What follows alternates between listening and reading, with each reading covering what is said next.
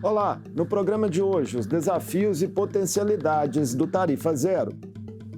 O que indicam as experiências de adoção dessa política pública no Brasil e na cena internacional, a viabilidade dela em municípios de diferentes portes e as resistências que persistem em relação ao tema. Eu converso com o cientista político e ativista Giancarlo Gama, mestre em políticas públicas pela Universidade de Oxford, na Inglaterra. Bem-vindo, Giancarlo, um prazer recebê-lo no Mundo Político. Prazer é todo meu, boa tarde, bom dia e boa noite para todas as pessoas que estão acompanhando. É uma honra estar aqui falando com vocês. Giancarlo, queria começar a nossa conversa falando um pouco da sua trajetória. Você é filho de um ex-catador, de reciclagem e já foi vereador em uma cidade do interior paulista. Como começou sua militância política e o envolvimento em pautas da mobilidade urbana? Perfeito. Como você comentou, eu tenho uma passagem enquanto parlamentar e foi um pouco do que me levou a pesquisar a Tarifa Zero, mas todas essas conexões, seja a minha vida política, seja a pesquisa aí na área da Tarifa Zero, está muito conectado com a minha origem. Então, eu nasci aqui na cidade de Cabreúva, no interior de São Paulo, numa família de baixa renda. Meu pai foi vítima de trabalho análogo à escravidão durante toda a minha infância, e eu só consegui identificar isso, entender o que era isso depois de muita luta, agora já no mestrado. E eu nasci e cresci nessa realidade que, embora teve diversas faltas em termos de recursos, era uma comunidade em que eu vivia muito politizada. Então, eu cresci num ambiente com falta de recursos, mas muito consciente da falta de ação dos políticos e dos governos para efetivar a mudança na vida da minha família e das pessoas da minha comunidade. Então, crescendo nesse ambiente politizado, aos 12 anos eu decido que eu queria ser político e ajudar a transformar a sociedade aí, e é daí que nasce esse sonho. Aí, depois da ajuda de muitos professores, cursinho popular, eu fui aprovado na USP para estudar Ciências Sociais e Ciência Política, e em 2020 me candidatei a vereador, no qual eu fui eleito, né? Durante a campanha, eu fiz uma campanha muito mobilizando juventudes, e foi um movimento muito bonito de trazer esperança para a política.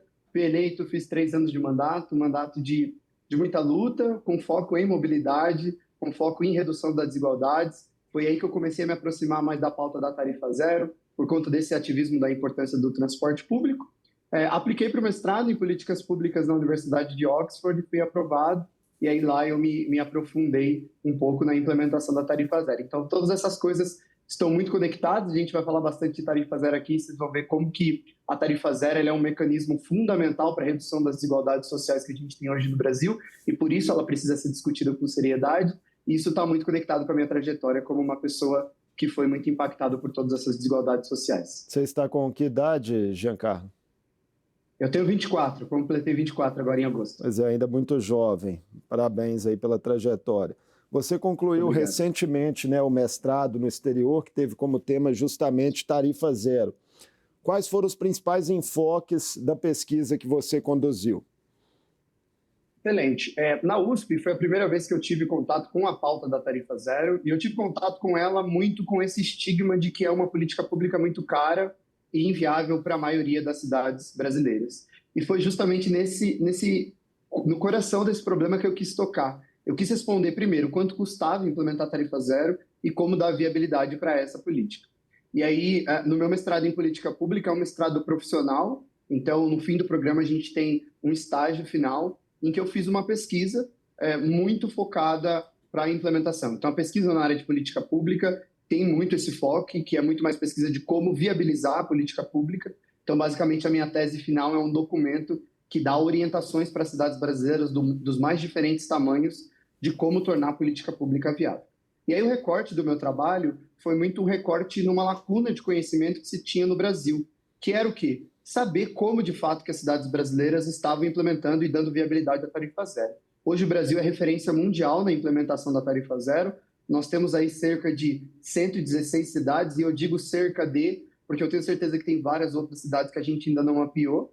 Então, mapeadas, nós temos 116 cidades implementando Tarifa Zero Universal, e o que eu fiz foi basicamente se adentrar na implementação dessas cidades. Então, eu fui para portal de transparência, procurar dados de contrato, dados de orçamento, e aí eu descobri quanto custava e como essas cidades estavam dando viabilidade para a política. Além disso, eu fiz um trabalho mais qualitativo de entrevistar algumas cidades, então eu entrevistei ao todo 8 cidades de diferentes tamanhos e uma cidade na Europa, a cidade de Tallinn, na Estônia. Eu fui fazer um trabalho de campo presencial. Tallinn é uma das referências no mundo na implementação do transporte público gratuito, então eu trouxe um pouco desse conhecimento internacional, o conhecimento do Brasil, para desenhar aí meio que um guia para as cidades brasileiras implementarem a tarifa zero. Com base no que você pesquisou, é mito a ideia de que a tarifa zero é cara? É um completo mito, primeiro porque a gente precisa relativizar o que é caro, né? A gente está falando de um país que tem uma herança escravocrata e uma herança muito elitista nas suas dinâmicas políticas que se refletem dentro da administração pública.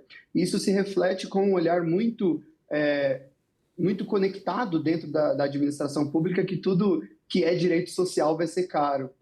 Então, obviamente que para quem olha para os direitos sociais da população, especialmente da população mais vulnerável, como uma eventualidade, qualquer tipo de benefício vai ser caro. Mas eu desconstruo um pouco esse argumento trazendo em dados. Então, hoje, 90% das cidades que implementam tarifa zero no Brasil, elas gastam menos de 2% dos seus orçamentos com tarifa zero. Para fins de comparação, constitucionalmente, para a saúde e educação, a gente precisa gastar aí no mínimo 15 e 20, algo nesse sentido. E essas cidades que deram viabilidade à tarifa zero, a majoritária maioria delas, gastam menos que 2%. O dado que eu também trago no meu trabalho é que isso significa menos que essas cidades gastam transportando lixo. E, obviamente, o espaço aqui não é para trazer uma crítica para a quantidade que se é despendido para manejo de resíduos, que é tão fundamental quanto, mas o ponto é que, em termos comparativos, as cidades que implementam tarifa zero, elas gastam mais transportando lixo do que pessoas gratuitamente. E isso traz uma grande reflexão para que lugar a gente coloca o transporte público dentro da administração pública. E foi isso que eu ouvi muito dos gestores que eu entrevistei, numa pergunta muito sobre como eles estavam dando viabilidade para a tarifa zero. Eles sempre mencionavam que era colocando o transporte público como uma das prioridades. Então, quando a gente inverte essa lógica e olha para o transporte público como um serviço essencial e principalmente o acesso à cidade como um direito básico para a população, a gente olha para esse suposto custo de uma outra forma, e é um pouco do que eu exploro no meu trabalho. Outro ponto de destaque da sua pesquisa é o da chamada mobilidade racista. O que esse termo abarca, né, sobre a lógica do sistema de transportes e como que ele se relaciona com a tarifa zero? Perfeito. Esse conceito da mobilidade racista, ele é um conceito muito recente, do ano passado, que está sendo empregado aí de forma geral pelo Paik Santana, um pesquisador da Bahia, e ele vai muito na linha do racismo ambiental, que é um conceito que diz que as pessoas que são impactadas pelas mudanças climáticas e por todos os efeitos são majoritariamente as pessoas pobres e pretas no Brasil. E o conceito da mobilidade racista está um pouco atrelado, mas tem uma pegada um pouco mais histórica no sentido de que o quê? A mobilidade racista no Brasil ela foi estabelecida no sentido de que no pós-abolição a população preta e pobre do Brasil elas foram de forma muito deliberada espalhadas para as periferias urbanas. Então as pessoas pretas, pós-escravidão, elas foram por lei proibidas de acessarem terras, por exemplo, e todos os aspectos subjetivos que a população negra enfrentou em termos da desumanização da população preta.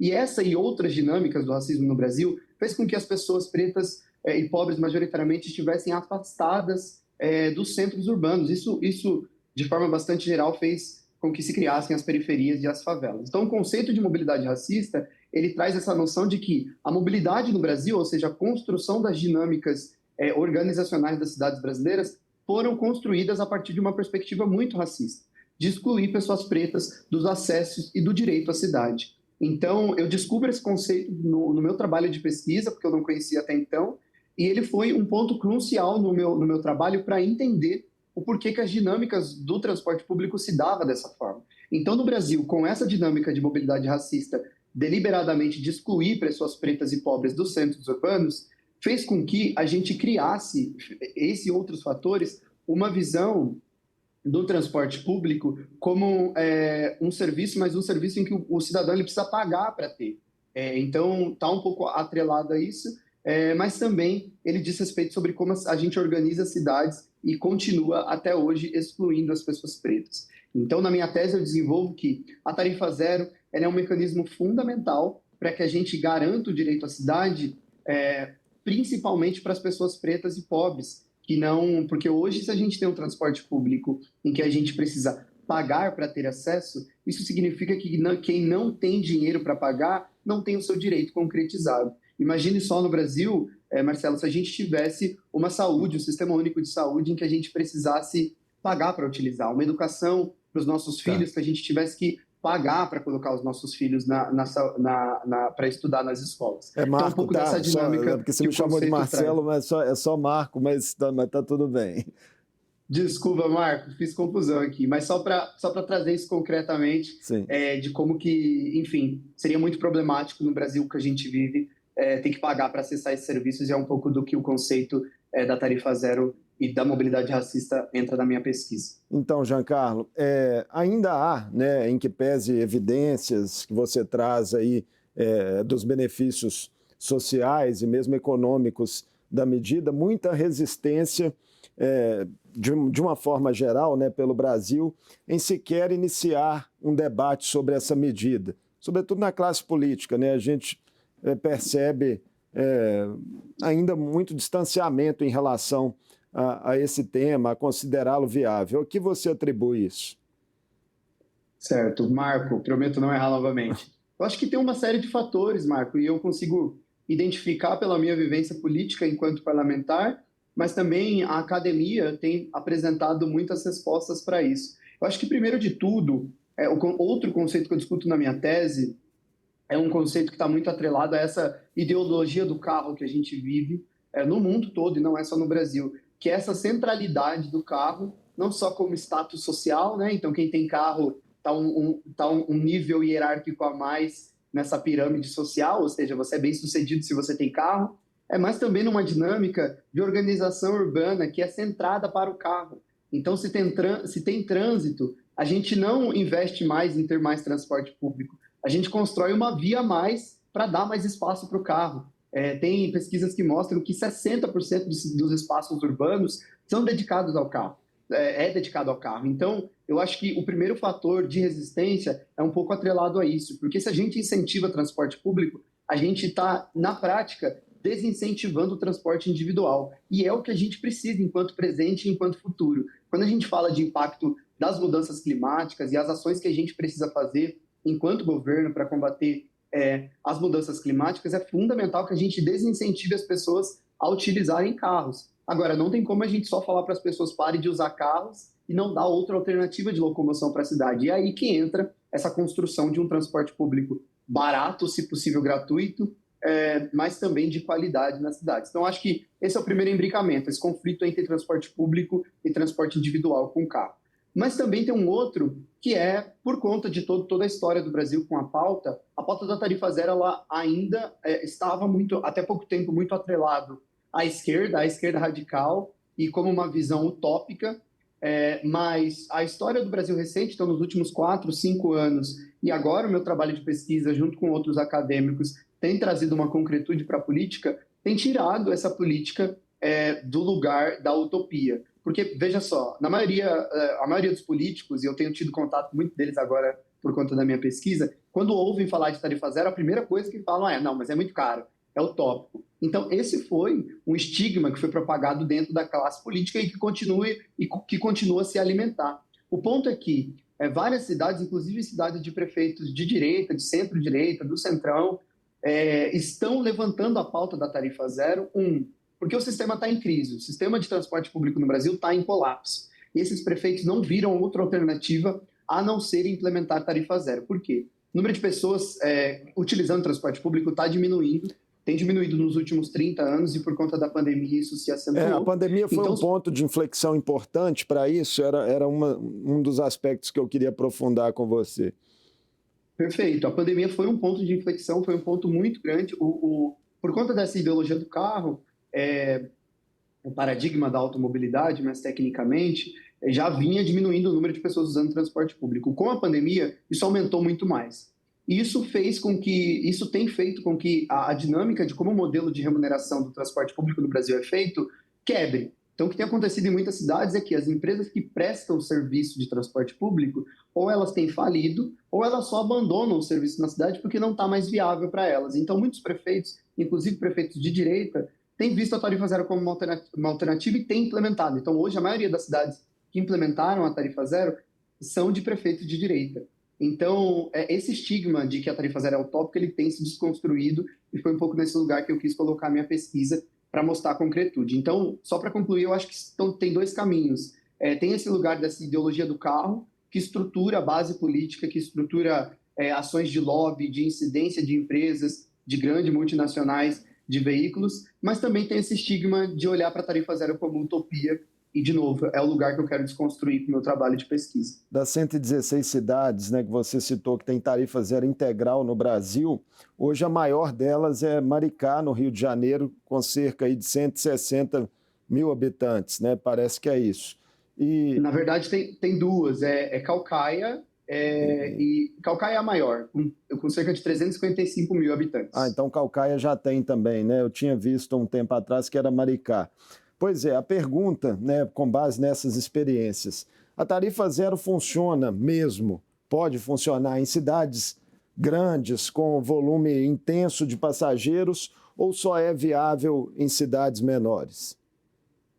A tarifa zero, no meu trabalho de pesquisa, a gente não tem cidades maiores que 400 mil habitantes para falar com mais detalhes. No meu trabalho de pesquisa, eu faço algumas sugestões baseadas nos dados que eu encontro, mas respondendo diretamente, é 100% possível para qualquer tamanho de cidade. Até metrópoles, até grandes metrópoles, Belo Horizonte, São Paulo? Até metrópoles, Marcos. O ponto que eu desenvolvo no meu trabalho é que o quê? Como todas as políticas públicas centrais e intersetoriais nessas cidades, nessas metrópoles, o sistema de transporte público ele vai ter outra complexidade que vai ser muito grande e muito maior do que cidades menores, de 50, de 10 mil habitantes. Mas isso para todas as políticas públicas, não só para a política de tarifa zero. Ou seja, cidades maiores, como capitais como São Paulo, ao mesmo tempo que elas vão ter um preço, para implementar a tarifa zero vai ser muito mais, além de complexo em termos de política pública, vai ser custoso, mas são cidades que também têm arrecadações muito maiores, na casa dos bilhões. E aí entra de novo aquela discussão que eu trago, que é na ordem de prioridades. Como que a gente coloca o transporte público como prioridade também nessas capitais? Então, só para responder e mais trazendo para a minha tese, eu olhei para o custo de todas as cidades que implementaram a tarifa zero e, proporcionalmente, ele não varia tanto com o tamanho de população. Então, cidades de 50 mil habitantes, cidades de 300 mil habitantes, proporcionalmente com relação ao tamanho da população, elas têm cerca de um mesmo custo para implementar a tarifa zero. Para capitais, como São Paulo, eu fiz recentemente no meu Twitter um cálculo sobre quanto custaria a tarifa zero na cidade de São Paulo. Para capitais, a gente precisa olhar para essa complexidade com realismo e não com utopia. Então, um pouco do que eu discorri nessa análise que eu fiz da cidade de São Paulo é que o ponto crucial das capitais, e tem um pessoal de Belo Horizonte aí fazendo um trabalho muito legal de ativismo com relação a isso, é que a gente precisa repensar o modelo de remuneração do sistema de transporte público. A maioria das cidades tem um modelo de remuneração que é baseado por passageiro. Isso encarece muito o sistema. A gente precisa mudar primeiro para o sistema de remuneração por quilômetro rodado. Então, a empresa executou X de quilômetro rodado, ela vai receber Y baseado naquele quilômetro rodado, ponto final. Mas também para cidades, para as capitais, é um pouco do que eu trago no meu trabalho também, as capitais precisam explorar formas de gerar recurso extratarifário, caso a cidade não queira pagar só com orçamento municipal. Então, tem muitas cidades muito grandes que elas possuem recursos, mas, obviamente, um orçamento muito limitado, um orçamento livre, muito limitado para alocar com a tarifa zero. Mas existem diversas formas de gerar recurso extratarifário. Por exemplo, né, que formas seriam essas formas? Exatamente.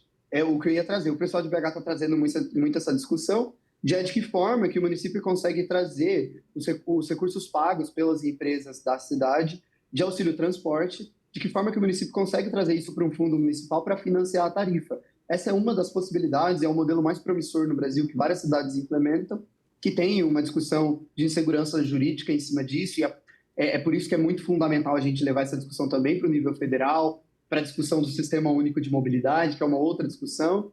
Mas falando no nível local, essa é uma possibilidade. Então, essa transferência do valor que as empresas pagam no auxílio transporte para os trabalhadores para um fundo municipal para financiar a tarifa zero, mas também tem diversas outras formas de gerar desincentivos para o uso do carro e gerar receita a partir disso para financiar a tarifa zero. O ponto crucial, principal para as capitais é colocar a tarifa zero como prioridade, e quando eu falo colocar como prioridade é dedicar orçamento para fazer isso.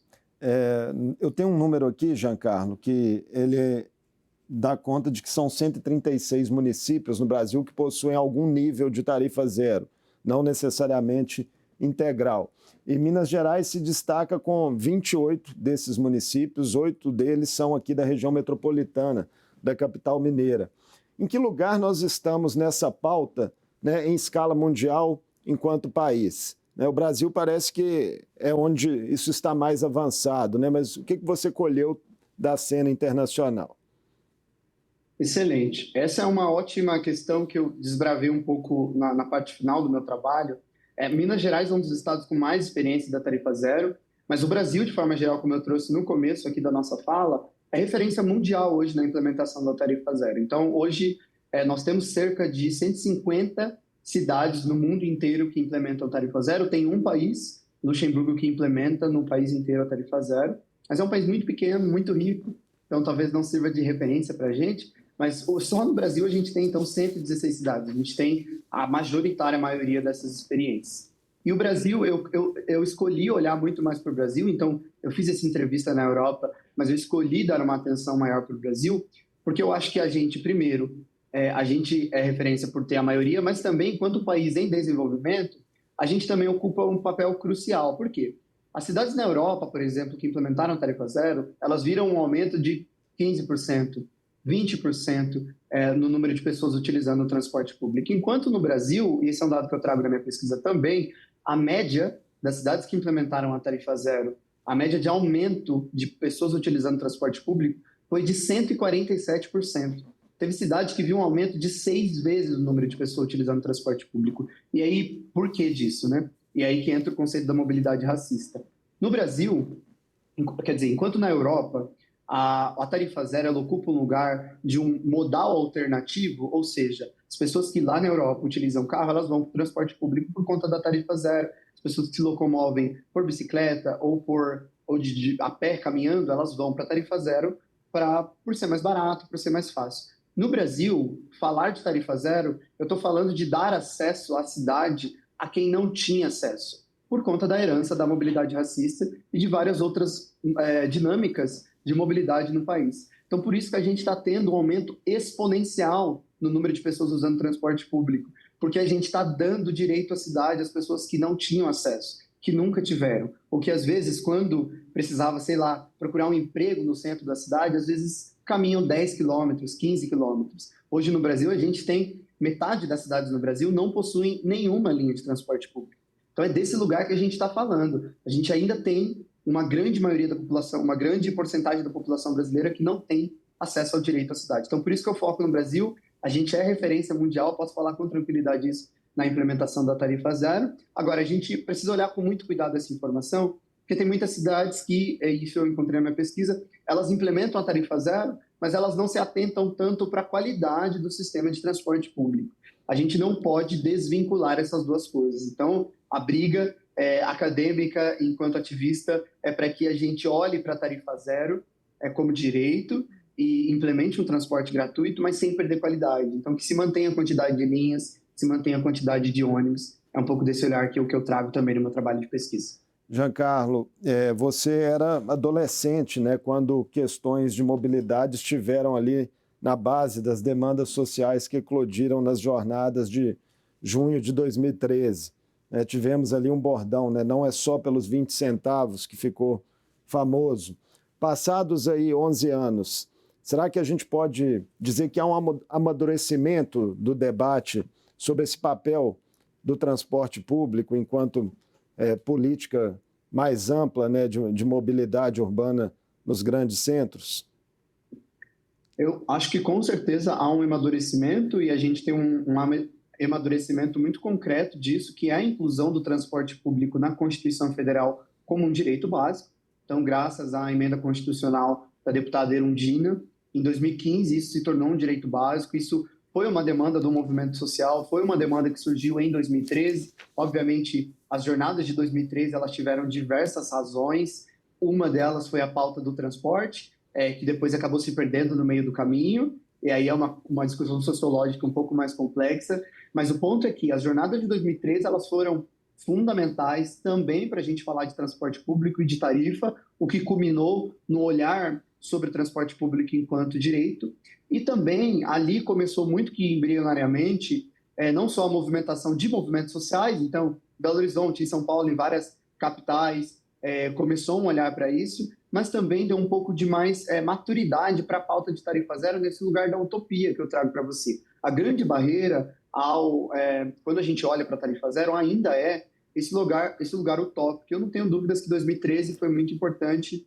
para a gente começar um debate e olhar isso com um pouco mais de concretude. Hoje, muito mais amadurecido, porque a gente tem muitas experiências e crescendo todos os dias o número de cidades implementando a tarifa zero, mas tudo isso começou em 2013. Então, eu atribuo e a literatura internacional traz muito isso, né? O Brasil ele ocupa um lugar de vanguarda, não só nas políticas, pelo menos as regulações legais no que diz respeito à mobilidade, mas a inclusão da mobilidade como um direito constitucional. Então, nós somos um dos únicos países do mundo que tem a mobilidade, o transporte público, como um direito constitucional garantido. Eu não tenho dúvida que isso foi consequência das jornadas de 2013 e de todo o movimento social e o movimento político que se teve nesse lugar. Então, o amadurecimento se deu com certeza a partir, começou embrionariamente das jornadas de 2013. Tem um levantamento muito interessante, Giancarlo, do projeto Vota Aí, sobre as eleições municipais de 2024, né, que acabaram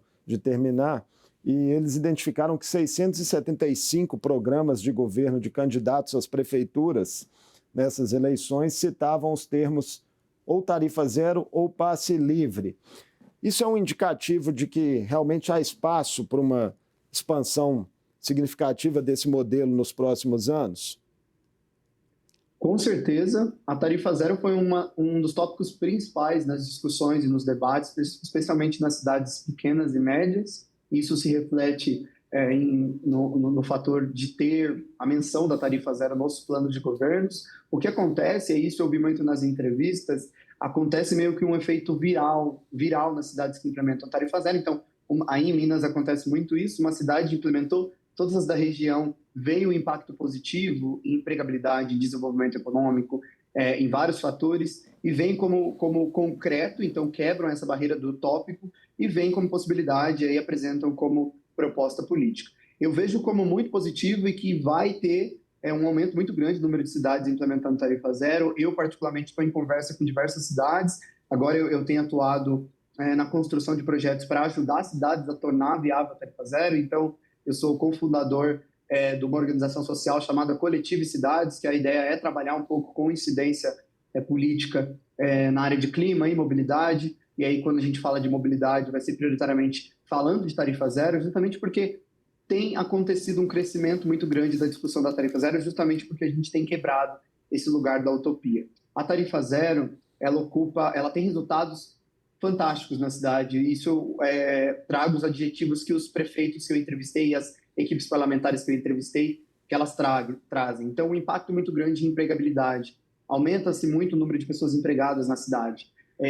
Tem um prefeito que eu entrevistei na cidade de Agudos, menciona que houve um aumento muito grande no número de empresas interessadas em virem para a cidade. Há um aumento, há uma diminuição no número na quantidade de emissão de CO2, os gases do efeito estufa. Há um aumento muito grande, isso de relato de várias cidades, na arrecadação municipal, então ISS e até ICMS, justamente porque a gente tem um movimento muito maior no comércio local. Então, os impactos da tarifa zero eles são sem precedentes, para além do impacto político. Então, tem um levantamento do pesquisador Daniel Santini e da pesquisadora Letícia Birchal, salvo engano, que 89% dos prefeitos que implementaram tarifa zero foram reeleitos. Então, tem uma consequência política também dessa dinâmica que faz com que haja agora que o lugar da visão dessa política pública como tópico está sendo desconstruído, que os prefeitos se atraiam muito mais para a política, e por isso eu vejo como muito positivo e que vai crescer muito o número de cidades implementando essa política. Muito obrigado por essa conversa conosco aqui no Mundo Político, Giancarlo, e sucesso aí à frente de seus objetivos como ativista dessa causa. Muito obrigado, eu estou à disposição para quem quiser falar mais sobre isso, e só deixar um recado final, que transporte público é direito e a gente precisa olhar ele dessa forma, de garantia de direito para toda a população. Grande abraço. Eu conversei com Giancarlo Gama, ativista e mestre em políticas públicas pela Universidade de Oxford, na Inglaterra. Falamos sobre as experiências vigentes em municípios brasileiros e do exterior com a tarifa zero e das perspectivas de expansão desse modelo de estruturação do transporte coletivo no país. O Mundo Político fica por aqui. Obrigado por nos acompanhar e até o próximo programa.